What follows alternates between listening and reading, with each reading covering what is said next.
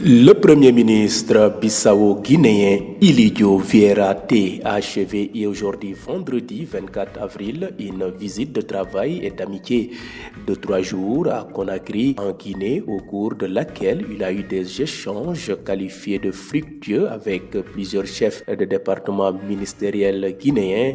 lors d'une conférence de presse tenue la veille de son départ aux côtés de son homologue guinéen. Les deux chefs de gouvernement ont promis la renaissance des relations entre les deux pays. Quittons l'Afrique de l'Ouest pour l'Afrique du Nord à l'occasion de la visite d'État du président tchadien Mahamat Idriss Déby Itno à Alger. Les deux pays ont paraphé plusieurs accords, notamment dans le secteur économique. Les plus importants concernent le secteur des hydrocarbures avec entre autres la signature d'un mémorandum d'entente à travers lequel le groupe algérien Sonatrach va aider le Tchad à créer une raffinerie qui pourra produire jusqu'à 20 000 barils de pétrole par jour. Au terme de la cérémonie, Mahamat Idriss Déby Itno a déclaré à la presse que sa visite traduisait une volonté politique claire des deux pays de passer d'une amitié traditionnelle à un partenariat stratégique de nouvelle génération. Bouclons ce rapide survol de l'actualité internationale au Moyen-Orient. Le président des États-Unis, Donald Trump, a annoncé une prolongation de 3 semaines du cessez-le-feu au Liban au moment où les efforts pour arriver à un accord avec l'Iran ont pour leur part au point mort. Le cessez-le-feu entre Israël et le Liban sera prolongé de 3 semaines, a écrit le président américain sur sa plateforme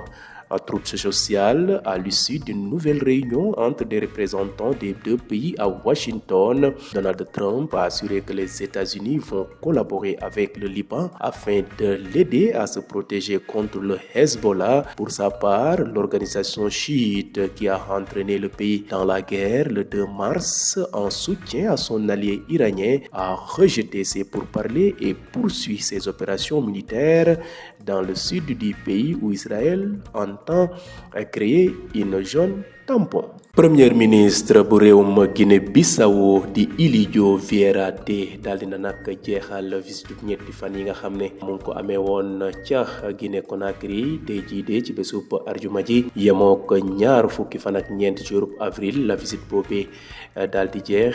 moom nag daal dinañu daal waxtaanee ca la nga xam ne moo jëm ci ponk yu bëri ci seen diggante ak Guinée Conakry ak it ay ministres yooye nga xam ne dañoo yore ay ndombu tànk ca la nga xam ne moom lañ leen dénk ginnaaw daal bu mu doon amal conférence de presse ngir tàggatoo Ilidio Vieira Té wax na ne daal ñaari réew yooyee dinañ def seen kéemtalaay kattan ba la nga xam ne moo leen boole woon démb ca jamono Sékou Touré ak Amilcar Cabral ñu daal di ko dëggal ndax loolu de mooy seen wareef.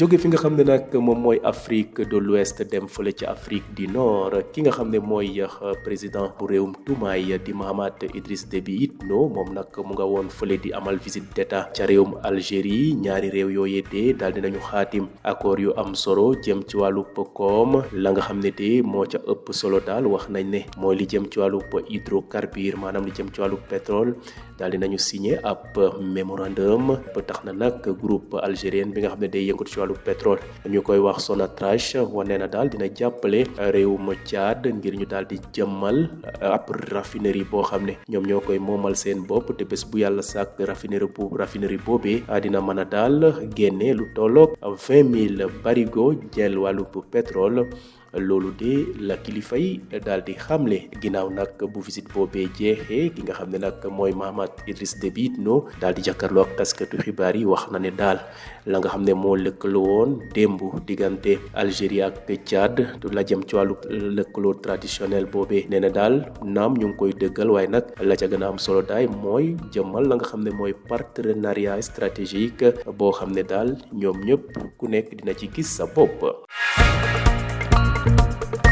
jeexale xibaaru bitim réew yi fële ca Moyen-Orient président bu réewu États-Unis ñu koy wax Donald Trump daal dina xamle ne daal trêve bi nga xam ne dañ ko sàkk woon ci diggante Hezbollah ak Israël wax na ne daal dina ko puusaat ba lu tollook ñetti semaine loolu de la xamle te jamono yii de diggante